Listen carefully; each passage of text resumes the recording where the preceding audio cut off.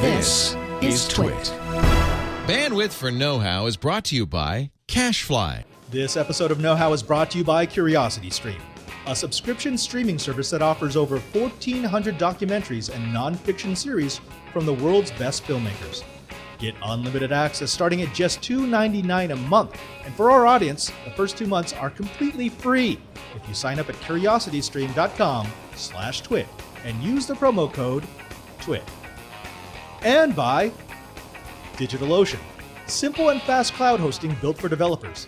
Deploy an SSD cloud server in 55 seconds. Try it today for free. Visit DigitalOcean.com, and once you sign up, be sure to enter the promo code KNOWHOW in the billing section to get your $10 credit. Today on Know-How, we're live from NAB Podcasting Special, Part 1.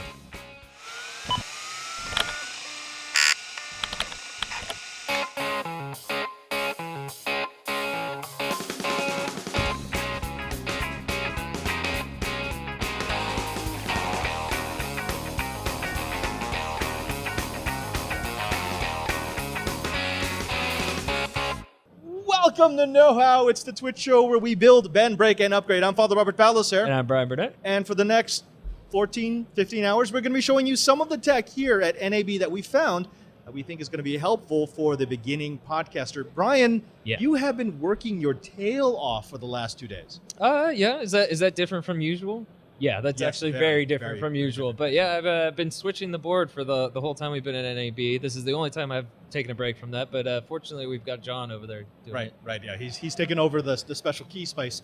Now, at NAB, we've seen quite a bit of tech come through here at the LiveView booth, where we've been sponsored by both LiveView and by Panasonic and by NewTek, who gave us this wonderful space to broadcast from. What has impressed you the most? Because you've seen it all being behind that desk. All the stuff. I mean, first I have to say NewTek because that's what I've been using to do this whole thing. The Panasonic PTZs are pretty sweet too. I really like the optical zoom they have on it because I've been able to pan all sorts of places. Right. That's nice. And then zoom in and spy on people. I think we call that a force multiplier. Oh, okay. Yeah, or something. Sure. No, so I really like that.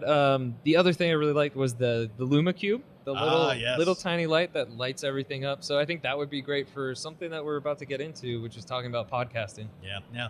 Now we will be showing you all of that tech on Know-How at a future date. But first, you know what? We've got some special guests who have come to the booth who are willing to share their knowledge about what you need to get into the podcasting world. And probably this is the best one to start with because most importantly for podcasting is audio. Audio, yes. Well, we've talked about this before where people can kind of forgive bad video a little bit, right? But if you have choppy audio, if you have audio that's tinny, it just doesn't sound right, they turn you off almost immediately. Well, they can forgive seeing these faces on a show, but as long as the audio sounds good. Precisely. Which is why we are very happy to welcome Gary Boss from Audio Technica. Gary, thank you for coming into the LiveView booth. It is my pleasure. Now, Gary, I don't have to be introduced to Audio Technica. Before I was working with Twit, I was using AT2020s. I had an AT2020 XLR and an AT2020 USB. Yep. And it was my mic of choice just because it sounded good. It wasn't terribly expensive. It was really a good entry mic that stayed with me. It wasn't one that I tossed away. And they were pretty dang durable. Tell me, have you gone a long way since the 2020? Well, actually we have. We've moved into the 2020 USB Plus, and we took the 2020 USB, added the USB output, and then we also added a headphone output, so we can do multi-track for those people who want to do that. And most recently, we've incorporated high-resolution converters in it, so now we're 2496 with the USB-I. Right, which is going to move us over to a faster bus, the ability to have higher resolution sampling. So, Bryan and I have talked about this before. When a podcaster is starting out, what would you say are the things that he or she really needs to watch for? What are the things that are easy to make a mistake with as they're starting their podcasting career?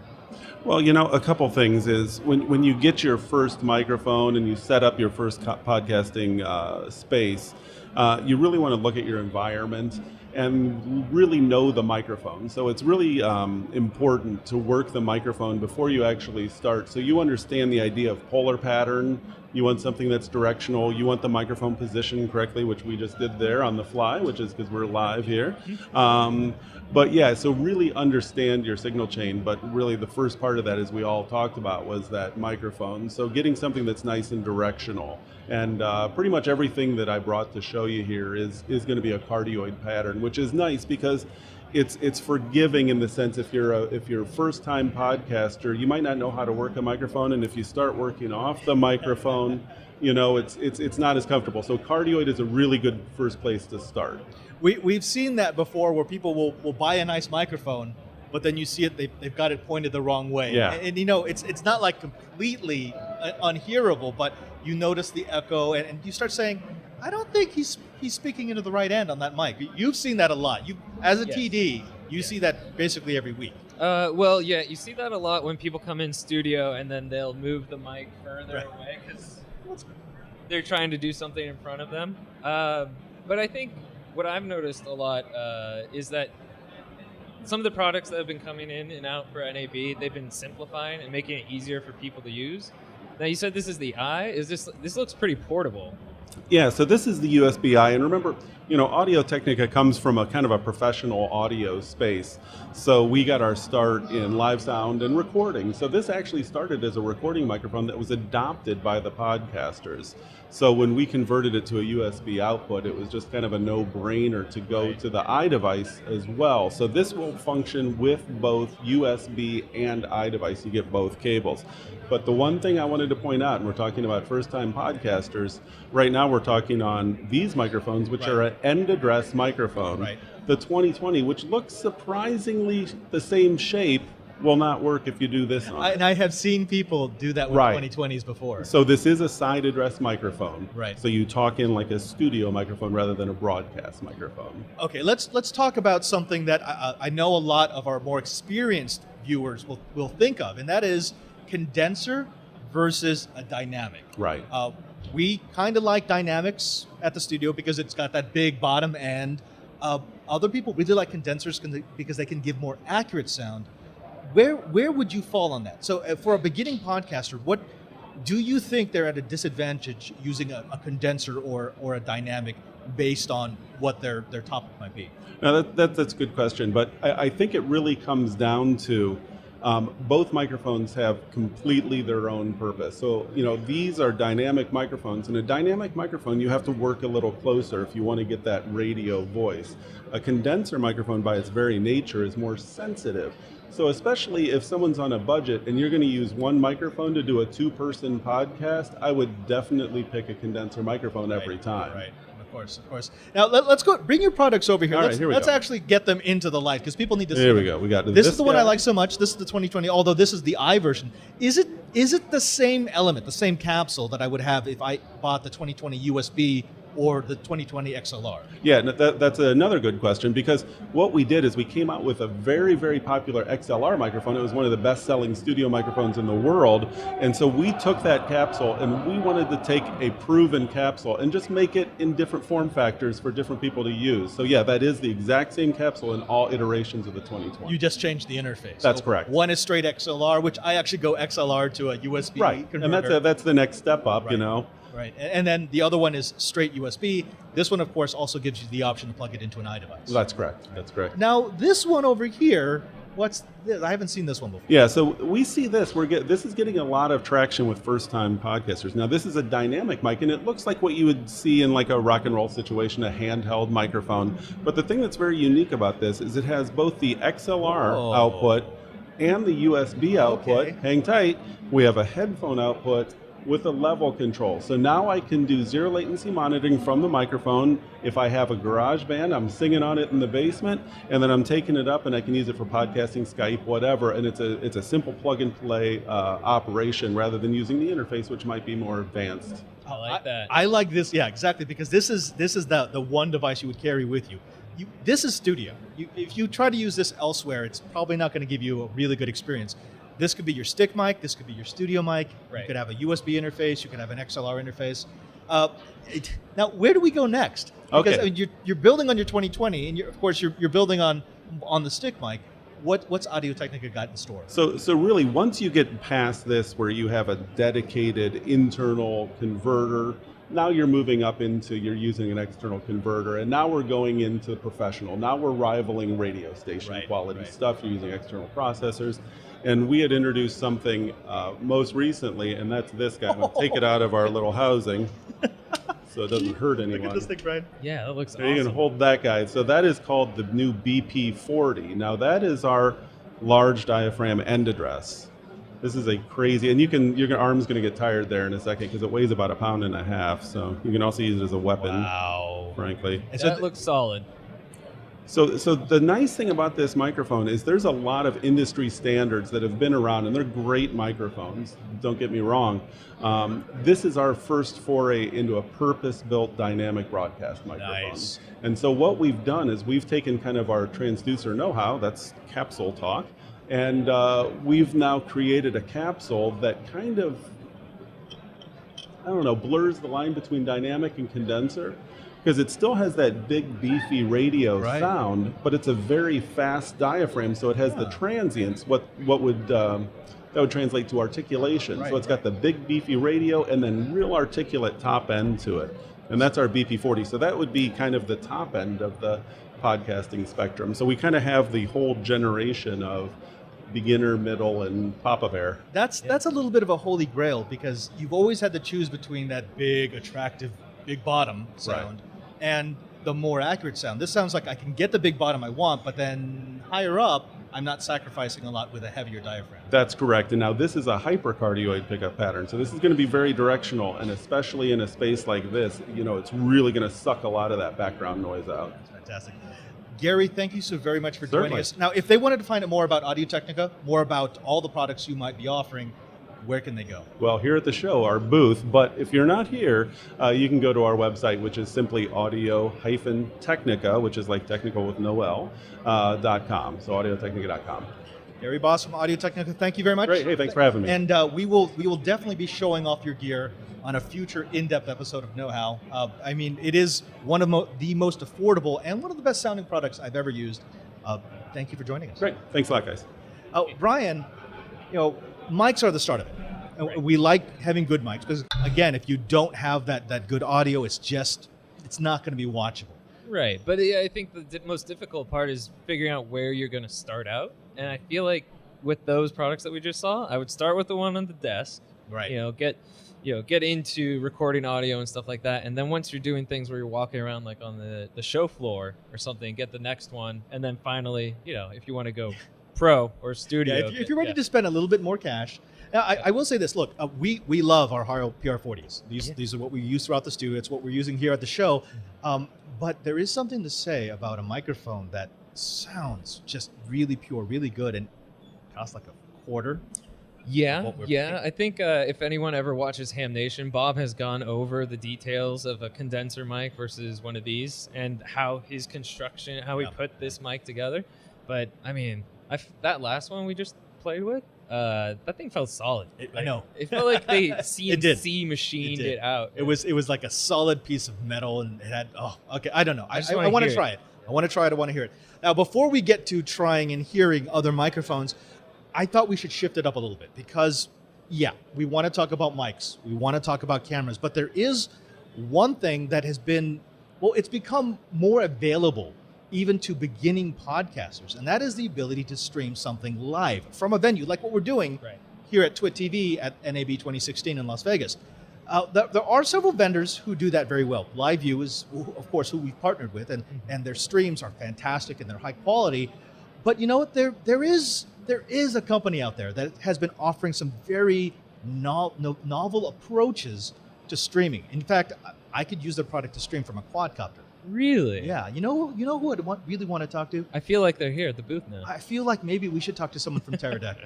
Yeah, let's do that. We're speaking with John Landman from Teradek. John, thank you very much for joining us. Thank you. Now Teradek, Yes. quite simply, it's how you stream your content. Absolutely. Yeah. So when we talk about Teradek, there's always that idea of, Teradek used to make a lot of other devices for other manufacturers. You allowed other manufacturers to OEM some of your designs, and now you're making pure streaming goodness. Tell me about that.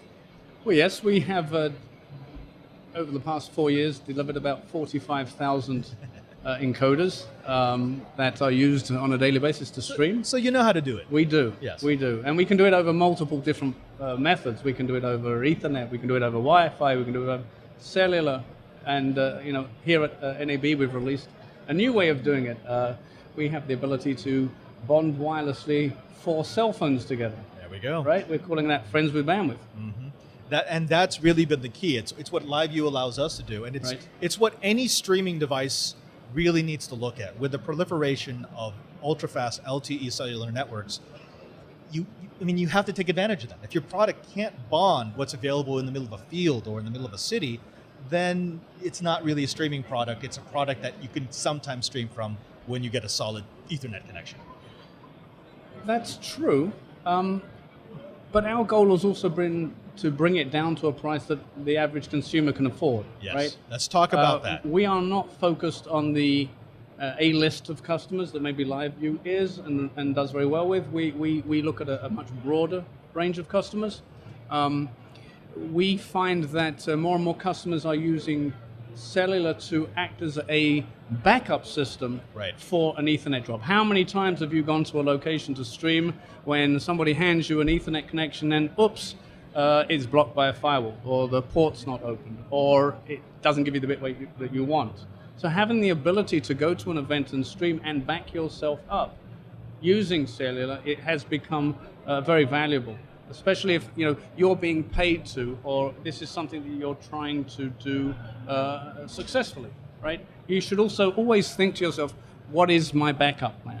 What's going to happen when I go to an event and I don't get what I need? Right. Exactly. That happens quite often. Well, so you've piqued my interest on that side, but I kind of want to see the hardware you've got behind you there. Okay. So this is our little guy called the Cube 655. Okay. Put him right down here, There and it John will is. be able to get a shot of it. There we go. Very cute little thing, about the size of a large packet of cards. It's not much bigger than my cell phone. It's not much bigger. That guy takes both HDSDI and HDMI in, encodes it H.264, up to 15 megabits per second, 1080p. So this is a capture, encoding, and transmission device. Yes. I love that. Nice. Okay. Now, point out some of the finer features. So of course, we've got a screen so we can find out what's going on. We've got antennas so I can reach out to the various providers that I've contracted with to give me service. On the back here, it's a bristling with ports. I've got SDI, I've got HDMI, I've got Ethernet, I've got power and audio. So you've pretty much covered all the bases here. We hope so. What can I stream to this? What can you Oh, and what can I stream from this? So what where can I connect can I stream? Okay. We can stream to any CDN that we wish, and what we're actually releasing at the show today is a huge announcement that we can stream live to Facebook Live. Ooh. So directly from a professional camera in high definition, we can go live to our Facebook page.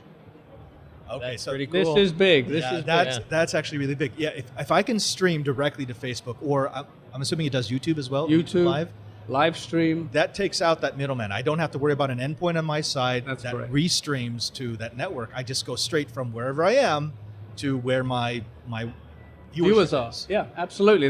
That's how we are seeing the interest in corporations wanting to stream to their Facebook page. Their viewers are already there. We did the first ever live Facebook page on Friday with a company called Vice. And they were streaming from the event in New York where I think there was a lot of demonstrations going on. And within 30 seconds, they had 10, 15,000, it was counting, 15,000. We like that. 16,000, 17,000. By the end of the event, there were 110,000 people watching the live stream. Wow. Yeah. All right, now so take this through us. If we had someone out there who was thinking about streaming from their live event, how would they use this? How would they purchase one? How much is it going to cost? And what do they need to do to set up a relationship with the CDN that they'll be streaming to? Okay, well, this is actually the highest level of encoder we make. We make encoders from $400 up to $5,000, okay? So we have a large range of encoders. This particular unit is a $2,500 encoder. We make a similar one with HDMI in only that is under $1,000. Okay. Any camera fits on top. In the $1,000 unit, we have a 3-hour battery. Wow. Right. So Nice. you can go live from wherever you are. Pull out your phones, bond the phones together. Away you go. We've really made this simple. This is the unit that I would put on top of my quadcopter. It really is. I think so. Yes. We got to try that once. Stream that to Facebook. Now, if they wanted to find out more about Teradek, if they want to find their options, if they want to find the menu, in fact, why don't you bring over all your hardware over here so they can see? Well, this is something completely different. Oh, okay. Wait, Completely different. Oh, wait, no. That we have released at the show. Okay, let's talk about that. Okay, so at the show we have about 40 VR camera manufacturers, Of course. approximately. Yes. VR is big here, right? Yes. So one thing that all of these camera manufacturers have as a problem is how do you monitor the VR that you're shooting, right? You can't run cables from the cameras because those VR rigs are typically look like lollipops in the middle of a field, right? Right. So what we have created is a product called Sphere, okay, that takes in 4 HDMI feeds. So let's assume we're using a GoPro VR rig, which is quite popular, and I've seen a lot of those at the show here. We take those 4 feeds into the Sphere. We encode those and then stream them wirelessly to an iPad. Okay. So once we get them into the iPad, we are now live stitching them in the iPad. So once we've live stitched them in the iPad, we're able to live stream them in VR. I will show you, we are live streaming our show in VR with the Sphere from our stand today. You can download the app. It's called NAB Space VR. And here we have, for the first time ever, a VR stream done to Ustream. Okay. Yeah, NAB. And this is real time through This is all the real time, interference guys. of NAB. Yep, let's have a look. Let's see if it goes. There you go. So Wow. Oh. Keep it there. There you go. we are looking at our stand in VR that has been real-time stitched Oh, on an that's very iPad. cool. That There you is go. crazy. Yep, and we actually are giving away free goggles there to put it on the goggles. There you go. Okay, yeah. So That is cool. pretty cool. And we can actually aggregate these together. So we can put 2 spheres together so we can stream 8 and stitch 8 cameras. So it's doing all the stitching processing in the box? No, and it's doing it on the iPad. That sounds awesome. Wow. Yes. Okay, that's yet another product that Leo's going to have to own. Yeah, I'm thinking that too. Yes. John, it has been a pleasure to speak with you. Could you please tell them where they can find Teradek Yes, on the please visit us on the web at www.teradek.com. web? And we've been speaking with John Landman from Teradek. If you need to stream anything, be it straight cameras or VR, you need to check them out. Thank you again for joining us. Thank you very much. Thanks for coming on, yeah. Bye, guys. Now, you know what I want next? What's that? I'm a VR drone? I'm looking down the list, and I would really like to help our audience out with maybe if they want to build a high performance workstation. Yeah, I mean, that would benefit me too, so I'd be up for that. Absolutely. But you know what? Before we do that, let's go ahead and take a moment to thank sponsor of this special edition of Know How from Very NAB. special. Now, Brian, you know how much I love new advertisers? You do. I do. Yeah, It's you always talk about it all fun. the time. It's always a great thing whenever I talk about a brand new supporter of Know How, and guess what? We've got one today, and it's a doozy. Let me ask you this: have you ever wanted something like a streaming media service that focuses just on geek content? Yeah, I mean, that was what first attracted me to Tech TV. Yeah, exactly. Now, we can actually get that. How about a streaming service that only does documentaries, that only does nonfiction science content, that only does the type of content that geeks like you and I actually care about? I would like that, yeah. Well, guess what? We've got it. It's called Curiosity Stream. Now, Curiosity Stream is possibly the best way for you to satisfy your geek lust, your techno lust, your need for science, for documentaries, for all things geekdom. It's the world's first ad-free nonfiction streaming service founded by John Hendricks, the founder of Discovery Communications. So, he knows a few things about what we geeks love.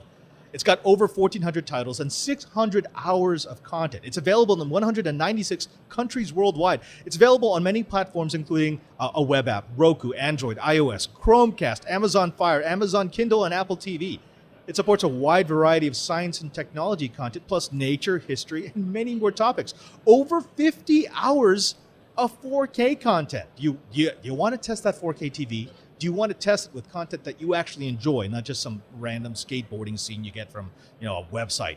Well, that's exactly what this is for. Now, what I really enjoy is the fact that it includes interviews and lectures that I'm not going to find anywhere else. It's content that's only interesting to geeks. It includes things like Stephen Hawking's Universe. It's a series where Stephen Hawking himself traces the history of astronomical theories and technology. Things like The Next World featuring Mr. Kaku. It's talking about the future of technology, virtual reality, artificial intelligence, and other big technological questions. You get things like The Road to the Singularity with Jason Silva and other experts who explore the inevitable arrival of superhuman intelligence in this Curiosity Stream original documentary. If you are interested at all in science, technology, engineering, if you want the content that no one else cares about but you do because you have a passion for science, you owe it to yourself to check out Curiosity Stream. They've got monthly and annual plans available, starting at just $2.99 per month. Less than a cup of coffee. What do you want to do? To get gassy and bloated on a latte? Or fill your mind with sweet, sweet science? You can check out Curiosity Stream at curiositystream.com/twit. That's curiositystream.com/twit. And use the promo code TWIT during sign-up to get unlimited access to the world's top documentaries and non-fiction series. Completely free for the first 60 days. That's 2 entire months free, and on one of the largest 4K repositories available on the web. Just go to curiositystream.com/twit and use the code TWIT and sign up. And we thank CuriosityStream for their support of Know-How.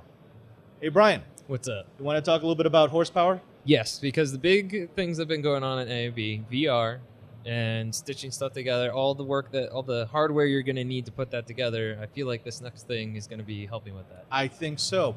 Now, at Showstoppers, we had the chance to speak with AMD about one of their brand new workstation products. An incredible piece of hardware that was really designed for people who do video editing, who do VR work. It wasn't a video game card that could be used for workstations. Right. It was a workstation card. Well, we talked to the folks at AMD and we said we want to have you on Know-How, but they had a better idea. They said, you've talked to us. Why not talk to one of our customers, one of the people who's actually bought our hardware and tried it out? Okay, I have a feeling he's right there. Magically, Through the magic of the TriCaster, he's sitting next to me. It's Mr. Oliver Kibblewhite with Rewind. Now, you, sir, you're actually a user of AMD's workstation products. Yeah, very heavily, actually. I apologize for the slightly croaky voice. No, that's good. Yep. Yeah, we use their products quite extensively in both our 360 video production workflows as well as in our real-time VR. Yeah. Now, actually, why don't you go ahead and move the hardware here so that our technical director can do his thing with our PTZ camera. This is the FirePro W9100. Now, it looks like any other video card. In fact, it might even look less sexy than some of the video cards out there. Until you look at the back of it. Exactly. And you realize that, now, this is something different. I've got 6 outputs to drive 6 simultaneous displays. I've got an incredible amount of memory and a processor that was designed specifically for workstation tasks. Tell me a little bit about why you chose the FirePro. So this is a brand new version of the FirePro W9100 with a total of 32 gigabytes of GDDR5, which making it the most powerful workstation graphics card out there on the market today. When you're rendering high bitrate 360 video from source files in excess of 250 gigabytes per minute, you need to be crunching that data on the graphics card without shifting it on and off between frames. So this card really enables us to push high frame rate specifically for rendering stitched content. All right, we have the same question here. I know my partner, and that is, well, that sounds nice, but can't I do that with the latest from NVIDIA? Can I get one of their new 980 Blacks, the Titanium series, and get the same sort of throughput? I mean, they tell me with all those cores, I can use it for gaming and I can use it for processing, for rendering. So it doesn't really matter how many cores you have at the end of the day. The only cores can work with, the cores can only work with the data they have accessible to them. And the vast quantity of graphics memory on this card means that those cores on the card can access that content speedily. So you're not reliant on the bottleneck of the PCIe bus and things like that for shifting data on and off the card. Okay, well, that answers the question that we had, which is what makes something a workstation product versus a standard graphics product? Exactly. And speaking of standard graphics products, we have something in the, should we say, the middle ground. Okay, yeah, let's Sure. look So at it. we'll take that out of the way. So wait, that's the gold standard, and there's going to be people out there who are going to say, well, how much is the gold standard? If you have to ask, you can't afford, it's about $4,000. So, but look at something in the middle. What do we have in the middle? So what we've got here. Ooh, and it comes with a water cooler. Yeah, so this is a new Radeon Pro Duo, I think is the correct title for it. This is effectively two AMD Radeon Fury X cards on one board. So you've got two cores, 8 gigabytes of GDDR5 split between the two cores, specifically targeted for rendering real-time virtual reality. So I'm not talking 360 video, I'm talking true VR. Okay. So with AMD's new Liquid VR SDK, you can split your left eye and your right eye to a core each. Previously, virtual reality technologies and engines haven't supported rendering across Crossfire or SLI due to the limitations of motion prediction mostly. You can't start rendering a frame until you finish the frame before. And this means that we can basically effectively double our rendering power in a very easy way.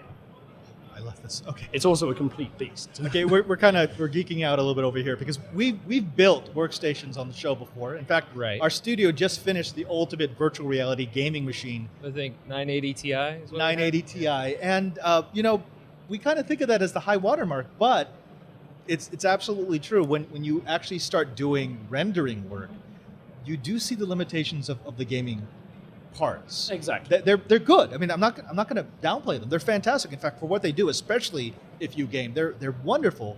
But as you said, there is a little something extra you need if you're doing professional video work. So on our sort of demonstration experiences, we often use the high-end gaming cards because for a per unit price, they're a lot cheaper. So we use something like the R390 or the Fury X for demonstration content. But when you're developing, you want that overhead, you want the ability to not have to optimize your content before you finish working out what your experience is going to be. And that's where sort of both the mid-level graphics card here and the high-end workstation graphics cards gives you that extra power to make sure that your content is brilliant. We've been speaking with Oliver Kibblewhite from Rewind. He was the customer that was custom chosen by AMD to come up and represent their new workstation products. Thank you so very much for speaking with us. Now, of course, if they want to find out about these products, they go to AMD. But I want to thank you for being with us. If they want to find out about you and about Rewind, where can they go? So you can find us on the internet, obviously, at rewind.co and Twitter at rewind.co. Oliver, thank you for spending time with us. And Thank you for having me. And thank you for explaining the difference between a gaming product and a workstation product. I think it's a very important distinction. Likewise. Appreciate it. Thanks for having me. Okay, now this throws me into chaos because now I need to buy a $4,000 video card. Yeah, there was one question that I was thinking about asking, the age-old, will it play Crysis? I'm pretty sure it'll play Crysis. I think it will actually create Crysis for you. So there's that. And you can experience it in a VR world, yeah. But that's not the first time I've heard from graphics professionals who say, this whole buildup of multiple GPUs, of more and more power, doesn't necessarily translate into faster rendering speeds. You do need a custom built product that can take the streams as they're coming off the CPU, and that's not always the gaming part. Right, and especially if you're in a niche, well, not niche, but you're in a industry where you're now dealing with file sizes of, what was it, like 200 gigabytes for a minute? Yeah. Or a second? You're not going to wait for that. Yeah, no, yeah. All right, so let's go ahead and move into something a little bit, a little different. You see, we haven't talked about cameras yet, but I don't want to talk about just any camera. I want to talk about the kind of cameras that you're going to find here at NEB, the ones that are sparking people's imagination. And so we got to be talking about 360. I am here with IC, it's called IC Realtek, Mark Sharengo. Mark, thank you very much for joining us. Glad to be here. Now, in the PR pitch that got me excited, that told me to tell my producer we got to have them on our show, they said that this is the first designed to be 24-hour use 360 camera. Yeah, that's what the exciting thing about being here at the NAB show. I come out of the industry of a lot of different cameras, helped launch the first 360 camera in the market 3 years ago. But IC Realtek designed a camera that was announced on Monday with YouTube for live broadcasting. It's 24/7, it's always on, it doesn't overheat, it captures 360 experience. It's a beautifully made camera for broadcasting, not only for the home, but for social and bloggers too. Okay, so let's start with the basic question here, because we've seen a lot of 360 cameras. We do a lot of these conferences, and everyone has their solution. Can you bring your hardware out? Let's go ahead and take a look at what it actually looks like. So this is the you're calling it the Ollie? The Ollie, you see it all. So you've got 2 camera sensors on either side. I'm assuming they probably do what, like 200 degrees? 180 degree capture. 180, okay. Then it's stitched together. It's 2 lenses, 2 processors, and then it all puts the image together. Okay, the first question is from me is going to be, why 2 sensors? I've seen cameras that will do 3, 4, 6, 8 cameras and stitching them together, and they say that more cameras gives me more resolution, gives me a nicer, smoother image. So why just 2? Well, right now the 2 sensors is designed very simply to be the most affordable camera on the market for live broadcasting. Our competitors that were announced, only actually one other with YouTube camera Monday, is a $2,000 solution. Okay. We're under $500. So if you want to get started in this immersive experience broadcasting live, we're bringing together this first introductory camera that helps anybody. You can broadcast your own birthday party. You can broadcast your own anniversary party. We do things like night vision, so we can help you with live events and concerts. So it's a neat 360 experience that allows someone to get involved, as this is the world of VR and 360 since CES. I like that. The other part to this, and this is what really brought my attention, because there are a lot of 360 and VR cameras out there. You said this one was designed to be used 24/7. This is always on, always streaming, always ready to be accessed, always ready for you to log in with your mobile device. Why is that a challenge? It's a challenge for a lot of the other manufacturers because they created event cameras. You turn on, you capture, you record, then you post. Our background, surveillance security, we always had to be on. So when we created something that was 360, we not only said it has to always capture, but we're the only 360 that gives you cloud services, so you never miss a thing. So even if you're not watching it live, you can go back through our cloud services, which each person gets for at least 24/7 for free, 24 hours a day, go back and check something you missed. So you never miss a thing. So for baby monitors on steroid, for pet monitors, for parent care, for other ways of making your peace of mind for your home, this camera, we want it to be the everyday use camera on top of all the exciting things the VR world and broadcasting offers. That's actually a very interesting distinction. The event camera, which we see plenty of those here, really high quality. They're designed for specific use. Maybe you're rock climbing, whatever. And then there's this, and this is sort of, well, no, shouldn't your camera always be 360? Doesn't it make more sense for you to have visibility around your sensor rather than just pointing in one direction? And the fact that you can give it to me at a price point that is not heart attack territory, that makes it, well, much of an easier sell for me. Yeah, if our goal is that you use our camera every day for whatever you want to, for checking back on what's going on at home, for things that you've missed. If you find this camera as something valuable for your everyday life and it goes on your tablet or your phone, you can check it when you want to check it. You can go back and check a recording so you don't miss a thing. We want to bring that peace of mind with that whole new technology.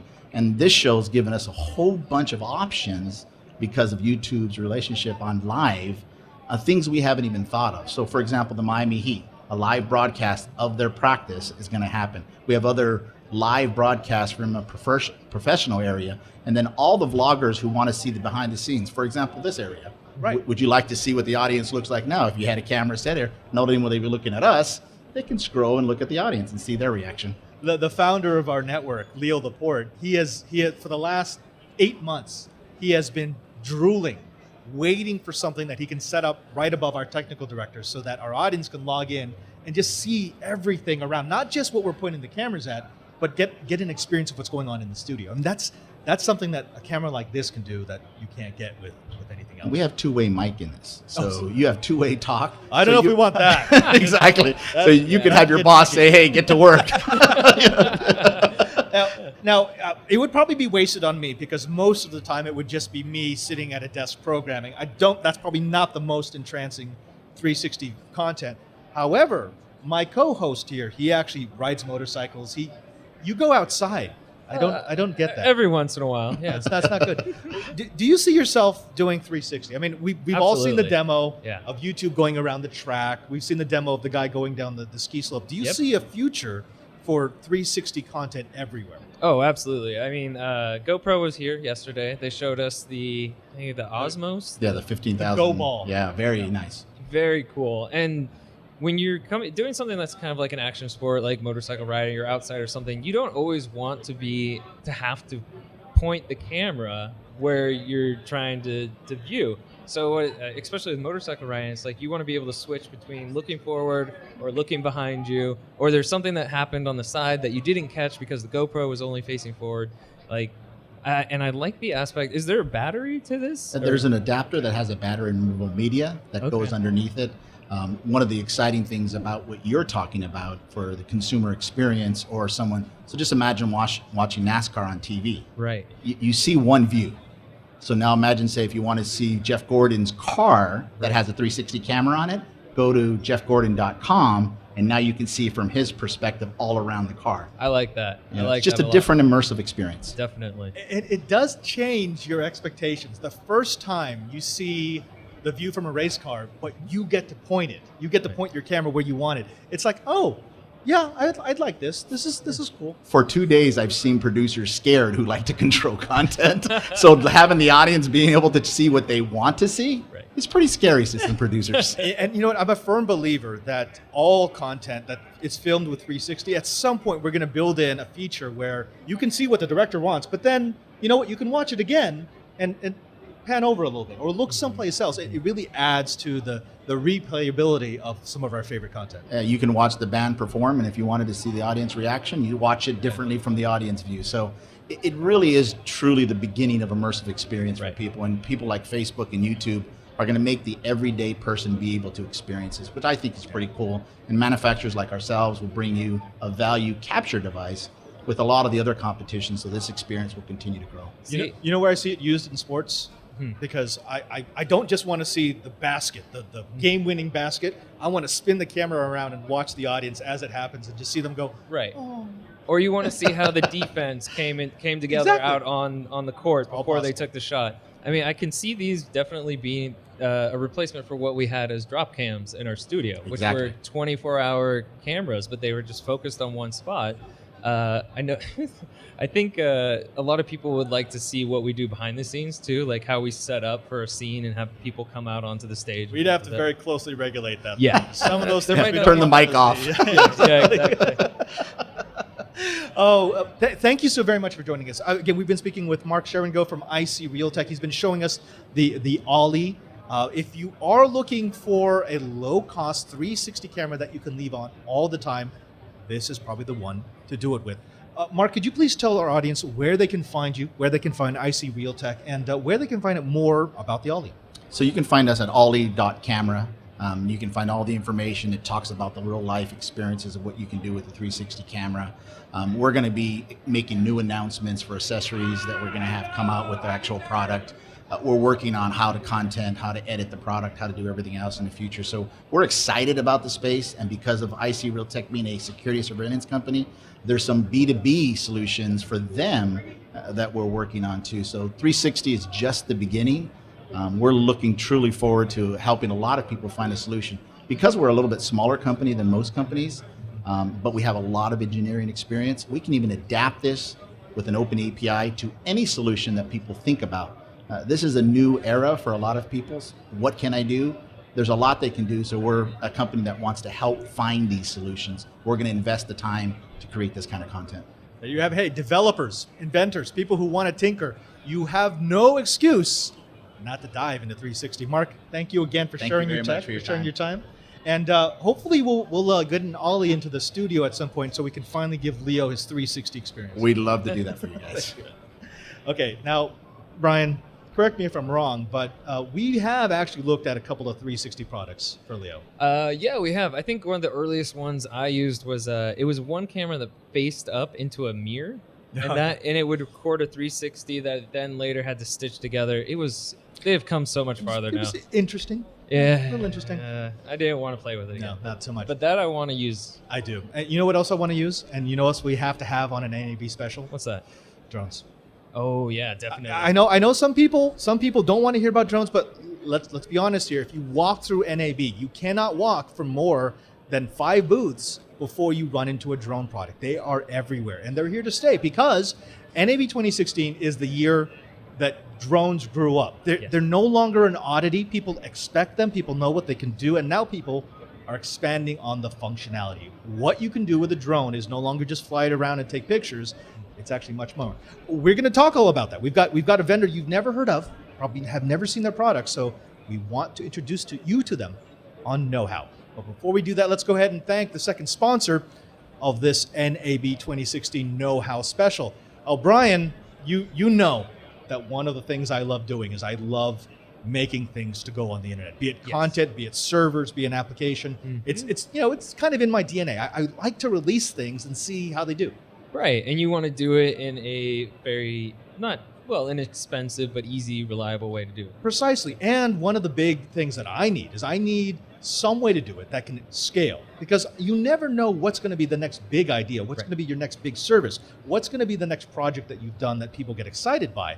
If you did it the old way, where you actually bought the hardware and you got yourself a colo, you'd have to go through the growing pains of expanding it and making sure that your bandwidth continues to go. Don't do that. Don't do it at all, because you don't have to. We've got DigitalOcean.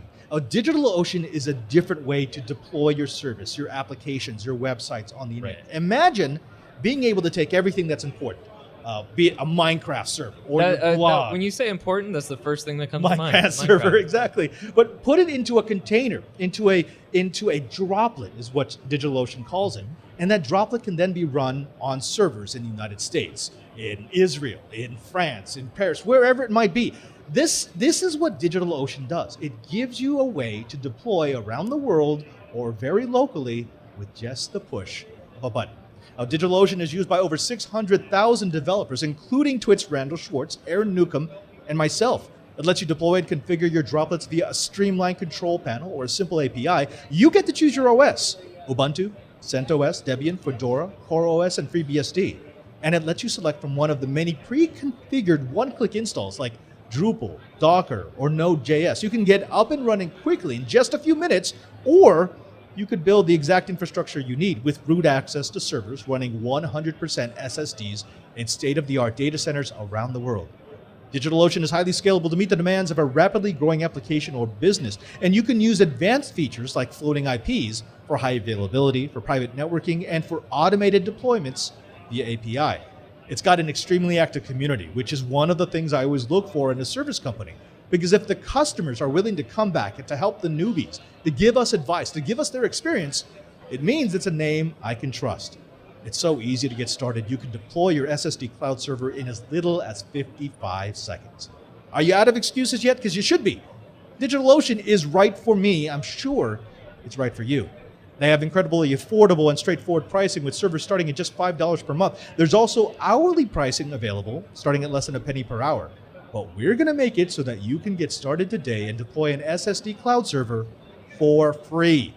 Visit DigitalOcean.com and create an account. Once you confirm your email and account information, go to the billing section and enter the promo code KNOWHOW for a free $10 credit.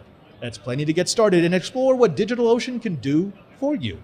Again, DigitalOcean.com. And once you sign up, enter the code KNOWHOW in the billing section to get your $10 credit for free.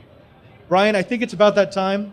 The last guest of the show has to be someone with a cool drone. Yes. And we welcome Miss Natalie Cheng from Autel Robotics. Natalie, thank you very much for joining us. Thanks for having me. Now, there are going to be people who are going to be groaning in our audience. We know our audience really well. They're going to say, another drone. But why should they not say that? Why should they not say that with Autel? So one of my favorite things about our drone, one, you can't escape the color, the orange. Oh yeah. Well, I mean, let's make it a better target for our PTZ so that John can get, oh, that's actually us, orange. We like bright orange. Right, and- Especially when you're trying to find it. Yes. That's exactly what I was It's going to lost. say. You know, sometimes people think, okay, well, it's just a stylistic, you know, you choose your color, but really it's so visible in the sky against those clouds. The orange really pops. I love that. But another big piece about it that I think is really different is its modularity. So you can pop this gimbal right off, Oh, okay. this camera mount, and that really opens out the possibilities for this technology to different use cases, different applications. It pops right back on. It gives you like a cargo bay, a way to strap modules Yeah. on, depending on the mission. I like Absolutely. that. And not only that, but it really makes it good for future proofing for consumers, as well as service and repair. Autel Robotics, we care a lot about making sure the customer gets as good of an experience as possible. We have 7 days a week customer support based out of Seattle. And so these little details with the build of it is what we're thinking will really help customers both customize their product as well as be able to not have like a disaster on their hands. You don't have to solder to switch out this gimbal, for example. Which is actually what we would do, because Right. we build our own, but you're right. I mean, we don't typically build modularity like this. I was going to say that was the biggest point of when we do build our own drones is that we like to be able to upgrade or switch out parts, or if we break something, you know, that sort of deal. But so I like this idea of it being modular. This is kind of treading the line between, you know, the building your own and buying one.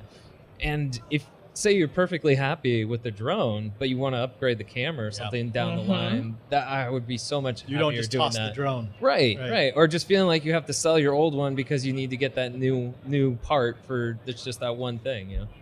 Now, of course, I'm just looking at it, I already see some of the things. It looks like a 350 class drone. You probably got 2213 motors on this. Are these 8-inch props? What are the specs? So runtime, what am I looking at? What's it going to cost? Run me down so that our audience knows what they're dealing with. All right, so you get a max 25-minute flight time with this. It costs $899, but that is the X-Star Premium model. There's two models. Right. The X-Star Premium is $899, and that actually comes with a hard carrying case, which I love. It is that kind of out-of-the-box experience with the built-in modularity. And it also has a 64 gigabyte memory card with this model. Yeah, the camera resolution is a 1080p or 4K? It is a 4K camera. 4K camera. Nice. Okay, nice. So it does 4K 30, and then it has 12 megapixel stills. The other model in the X-Star series is called just the X-Star. This one's the premium, and that one is a Wi-Fi model, slightly shorter range than this one, no carrying case, and that's $699. Nice. Now, one of the things that that modularity does allow you to do is to take something that you've already invested in. In this case, it's the 4K camera on a gimbal, and use it even when I'm not using the drone. Show me that. So we are very excited to be showing for the very first time a prototype of our handheld gimbal. So this is, the same 4K camera quality that we have, and using that competency that we had from building these drones and bringing it to your hands. You're empowering the user to have that capability, that professional camera capability, just with a stick. So we're really asking for customer collaboration here. As I said before, we try to remain as close to the customer as possible. We're showing this prototype with the intention of getting that feedback for people saying, okay, we'll show them what this does. So you have a few different camera modes, it stabilizes your footage. You have a mode where you can just hold it down and it will absolutely stay totally still no matter what. You have a joystick on the back here for one of the modes where you can turn it and pan it. Sweet. I think this is becoming a prerequisite for all major drone companies, and that is, once you've got a gimbal that works on a quadcopter, it will work fantastically as a handheld unit. So you better design one. Absolutely, and a lot of people in the drone industry and in the space are really videographers.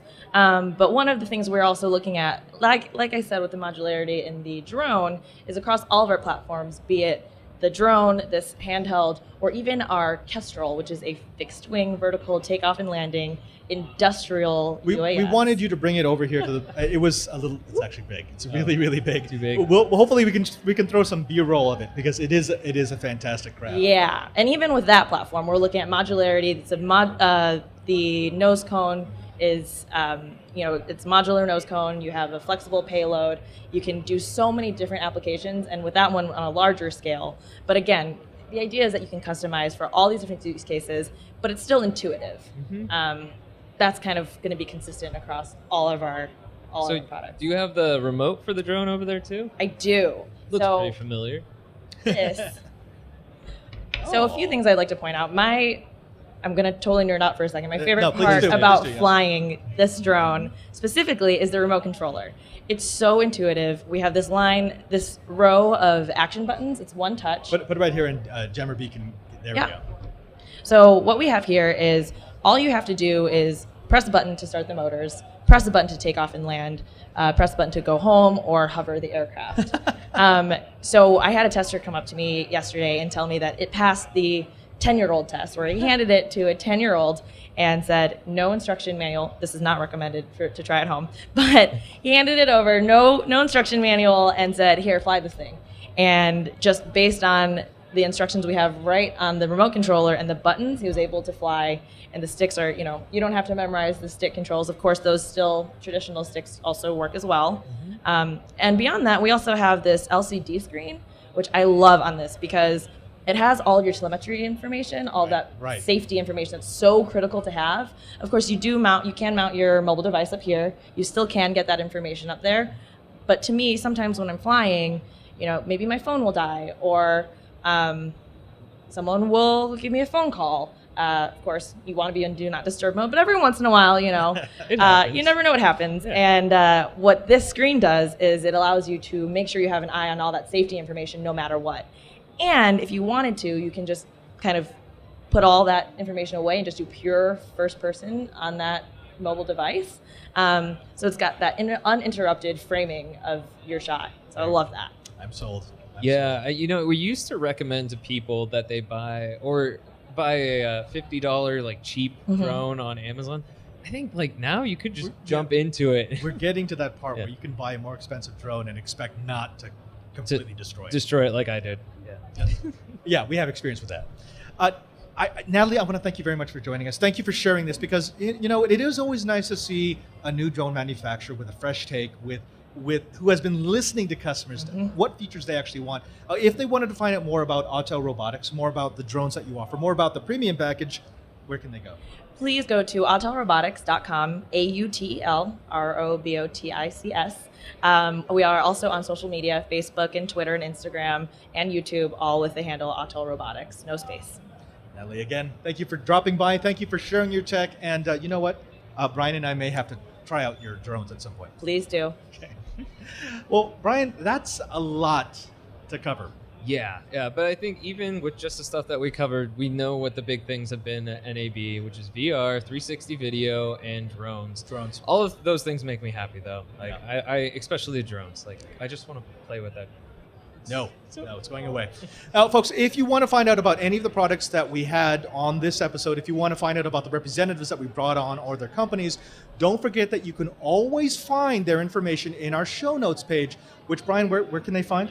Oh, the same old twit.tv/KH. And you can also find handy links for subscribing, or if you just want to, like Padre said, find the links to the things that we talked about today. Yeah, and also don't forget that you can find us on our Google Plus page. Just go to Google Plus and look for Know How. We actually hit 10,000 subscribers today. I almost wanted to just keep it at 9,999, but I can do that. I can just remove just go back. Yeah. No, but I mean, it is a great place to go if you want to find a project to do, if you have a project you're having trouble with, or if you just want to show off. If you want to show us off your latest build, give us pictures, give us a story, give us video, we'll put it on the show. Or if you heard about something that's going on at NAB, or you thought that we didn't cover it, like how did you not hear about this thing? You can ask us about it if you go to Twitter, and I am at Cranky_Hippo. I am at Padre SJ. I almost think that we need to add a group inside of our Google group that's where people can correct us. Just think about that. Yeah. Also, we want to thank everyone who makes this show possible. To LiveView for giving us this booth. This is absolutely phenomenal. For Panasonic for giving us our PTZ cameras. For Lisa and Leo for sending us to the NAB show 2016. To Colleen, who has been a fantastic executive producer. Sure. Karsten, who has been our producer, who's brought the guests in. To NewTek for giving us a TriCaster so we can switch it. And of course, John doing the TD. the Jammer B, who's done a fantastic job filling in for Anal 3. I think his name is Steve. Steve, our normal director. The normal guy, yeah. Yeah. Until next time, I'm Father Robert Ballecer. And I'm Bryan Burnett. And now that you know how, Go check it out.